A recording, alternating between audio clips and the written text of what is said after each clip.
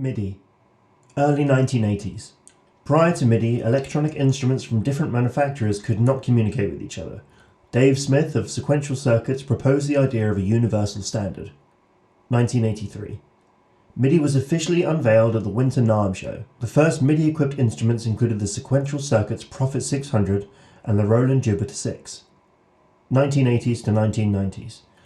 MIDI became a standard, enabling musicians to control multiple instruments from a single keyboard or sequencer. It facilitated complex arrangements and compositions. 2000s. Software like DAWs integrated MIDI, enhancing its capabilities. USB MIDI interfaces furthered simplified connections. 2020s. MIDI 2.0 was introduced, offering higher resolution, bidirectional communication, and more expressive control. MIDI revolutionized the way electronic music is created, allowing different electronic instruments and devices to communicate and synchronize with each other. It standardized communication between musical instruments, computers, and related devices.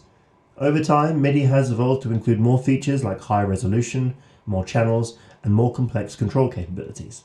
Example equipment includes things like MIDI keyboards and controllers, MIDI synthesizers like the Roland Juno DS, MIDI sequencers like Ableton Live, and MIDI drum pads like the Roland SPD SX. Pros include universal compatibility between MIDI-enabled devices, versatility in controlling multiple devices simultaneously, precise timing and synchronization for live performances and studio recordings. Some of the cons include limited bandwidth and resolution compared to modern protocols, and the inability to transmit audio data, only control and timing information.